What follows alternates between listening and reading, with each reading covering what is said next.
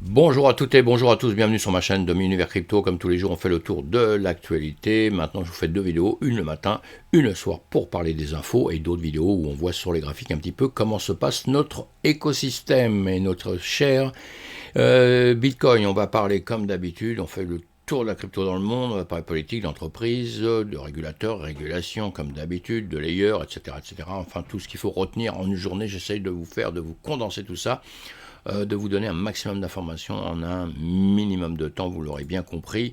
Et donc on survole des titres, je vous mets les liens sous les commentaires dans la vidéo, comme ça vous pouvez approfondir un petit peu ce que vous avez envie d'approfondir. Je pense que l'important c'est d'être au courant un petit peu de tout ce qui se passe et après on fait ses choix. On n'aime pas tous la même chose évidemment. Pensez à vous abonner à ma chaîne si ce n'est pas fait. Si c'est fait, mille merci. Cliquez sur le pouce. Vous savez que j'adore ça évidemment. Ça veut dire on aime bien ton contenu. Donc les marchés aujourd'hui, les marchés sont fermés aux États-Unis, donc on va attendre demain pour avoir des news un peu importantes. Évidemment que dans le monde il se passe autre chose, il n'y a pas que les États-Unis, mais nous on est un petit peu axé quand même là-dessus avec la tech et avec aussi d'autres comme bourses comme le S&P 500 ou effectivement marché boursier où effectivement on a des corrélations, tout au moins on a des tendances et on est sensible un petit peu à ce que font les marchés. Donc parfois on est très corrélé, parfois on est décorrélé, mais tout ça justement c'est intéressant de le savoir, de pouvoir les étudier pour pouvoir en tirer profit évidemment. Guerre en Ukraine, toujours là malheureusement, une pensée pour eux, comme je le dis tous les jours. BTC 30 992, le TH 1953, on espère passer la barre des 2000 pour le TH évidemment, et passer surtout la barre des 32 000 pour le BTC, les 31 000 encore une fois je le dis depuis X temps, ça n'a pas trop d'intérêt puisqu'on vient rechercher de la liquidation depuis quelques temps, et on repart un petit peu vers le sud après, donc on a vraiment besoin de passer cette étape des 32 000, donc tant qu'on ne les aura pas passés, nous sommes dans le flou, sinon le marché il bouge évidemment à longueur de temps, il monte, il baisse, il suit évidemment le BTC, encore une fois, c'est un petit peu bête, mais c'est comme ça. Et voilà, quand le BTC baisse, tout le reste baisse. Alors après, ce sont les pourcentages qui vont changer un petit peu, donc il faut faire attention à ça. C'est pour ça qu'il y a beaucoup de gens qui vont vers ce qu'on appelle les altcoins, donc autres que le BTC, parce que les pourcentages sont beaucoup plus intéressants. Mais attention, ces pourcentages, ils sont aussi intéressants à la hausse évidemment, mais à la baisse sont beaucoup moins intéressants, à part si on trade et qu'on va partir en short évidemment avec des effets de levier, des choses comme ça. Là ça peut être très intéressant, mais tout n'est pas possible de trader comme ça, et puis si vous le faites c'est que vous êtes un professionnel, sinon vous ne faites pas parce que c'est très très dangereux et vous pouvez perdre tout ce que vous avez malheureusement économisé pendant longtemps. Donc il faut être très très prudent, la prudence est de mise.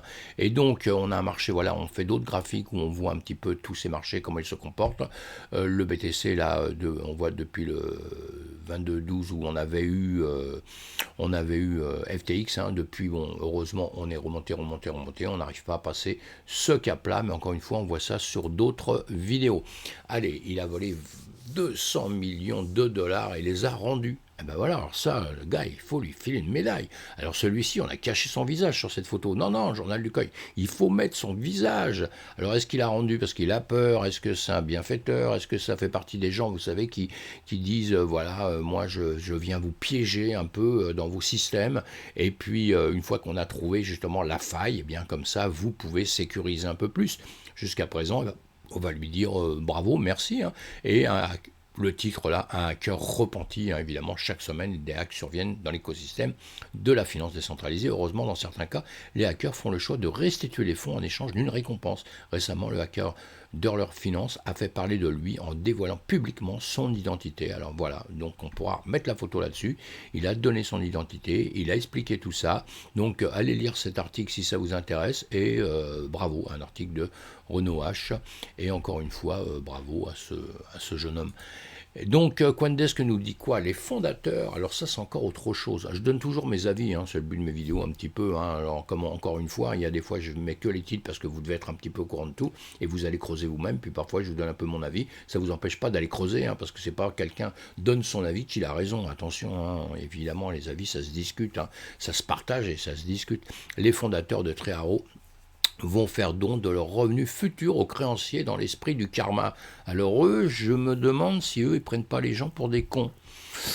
Vous me direz ce que vous en pensez, hein. Mettez-moi des commentaires si vous en avez envie, mais bon, on voit en direct leur visage, tout ça, mais moi j'aurais plutôt tendance à me prendre, à me dire, donc ils ont fait part de beaucoup d'argent, on va pas revenir sur l'histoire, hein, vous la connaissez, sinon vous allez chercher sur Google, vous allez trouver un petit peu, hein, bon, beaucoup d'argent de perdu, de beaucoup de gens, eux ils remontent l'entreprise à côté, et puis ils disent, bah maintenant les bénéfices qu'on va faire, bah, vous savez, quand on fera des bénéfices, on va en redonner à ceux qu'on a perdu, quoi. En gros, c'est un petit peu ça l'histoire.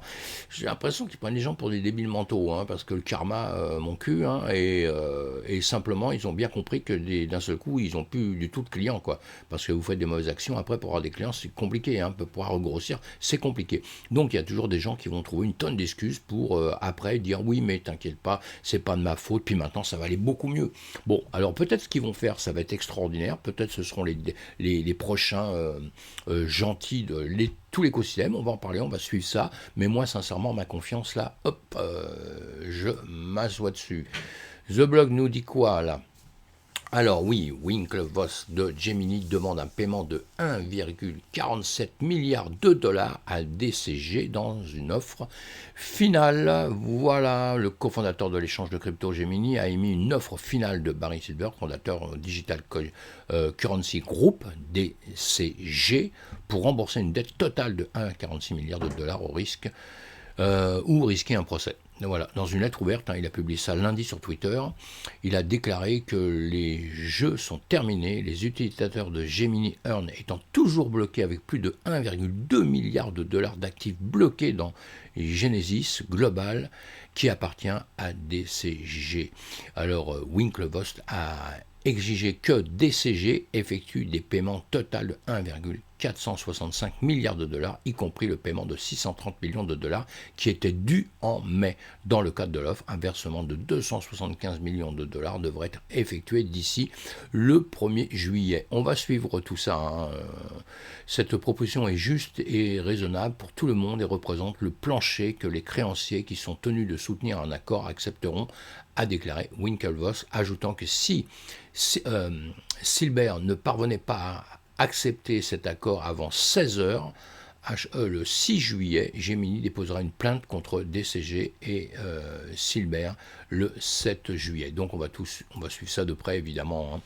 Beaucoup de soucis, hein, dans notre écosystème. On en a eu, hein, à la dose. Mais si on arrive à survivre à tout ça, vous allez voir qu'on va exploser, tout va exploser.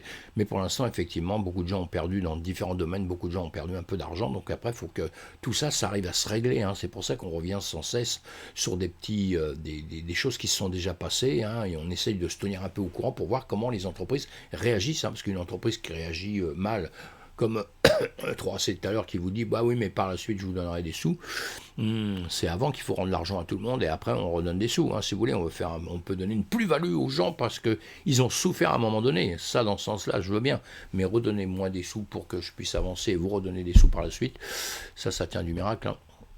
Le Nasdaq dépose un nouveau dossier pour l'ETF BlackRock, Spot Bitcoin et nomme Coinbase comme partenaire de surveillance. Bah oui, bon, bah ça c'est bien. Pourquoi c'est bien? Coinbase, on a bien vu, malgré tous les problèmes qu'il est, bon, il est coté en bourse, il a quand même une certaine notoriété, il est solide, la preuve, il a des confiances, hein, derrière lui, il y a des systèmes qui lui font confiance.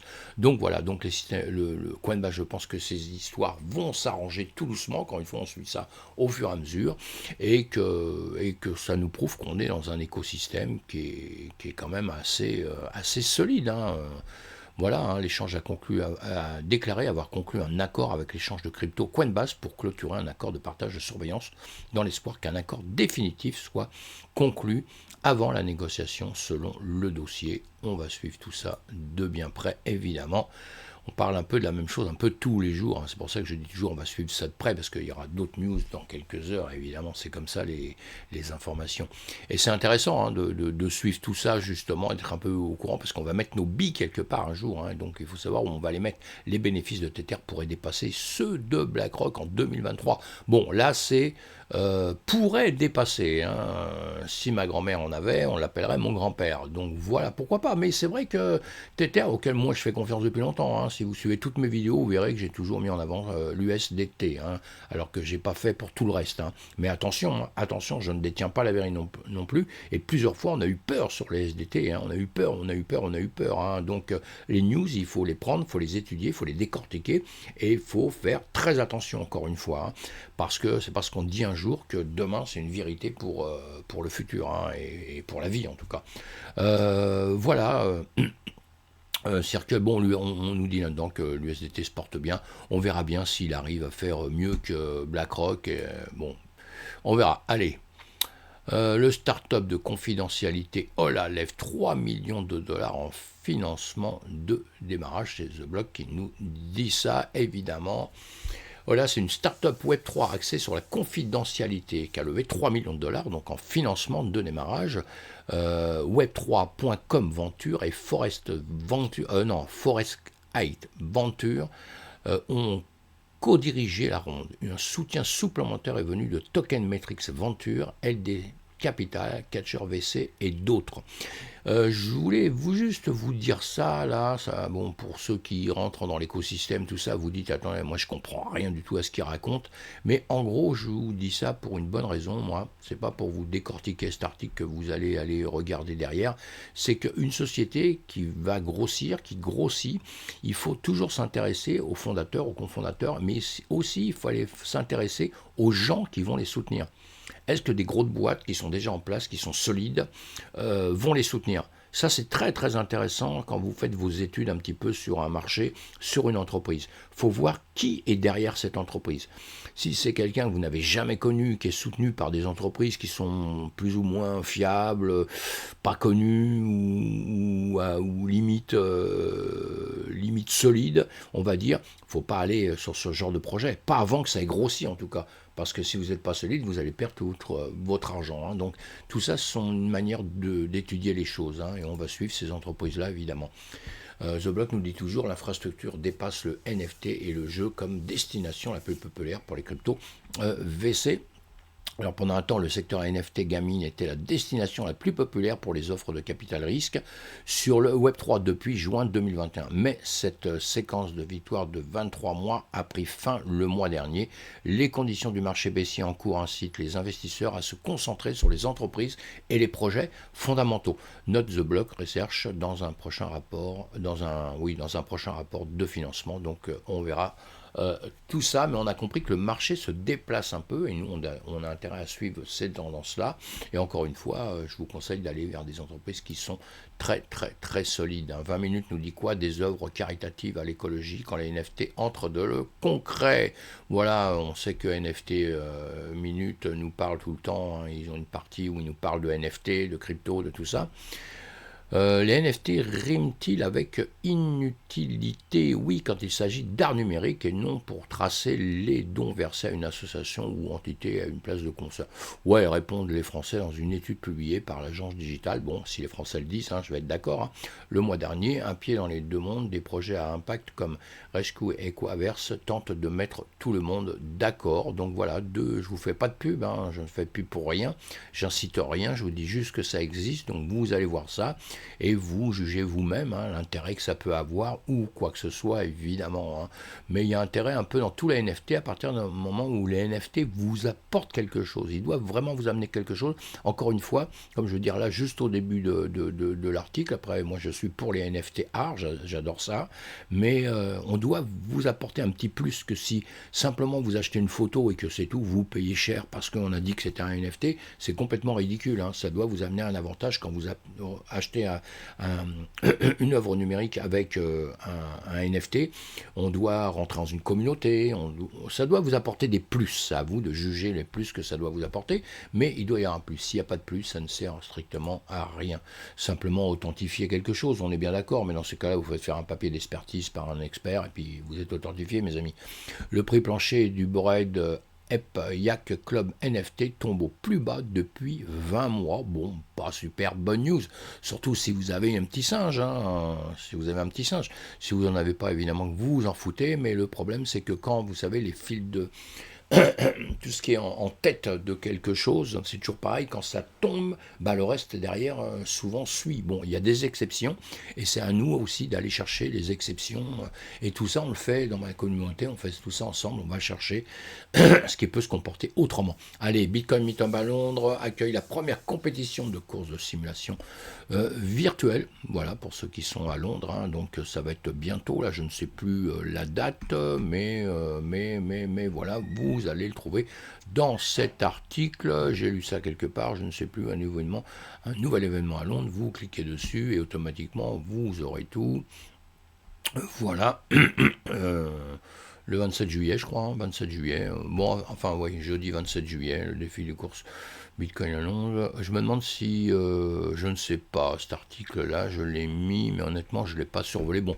vous allez voir ça, hein, si je ne fais pas une erreur là-dessus, c'est pas grave. Et sinon, on retourne sur nos cryptos, coinmarketcap.com.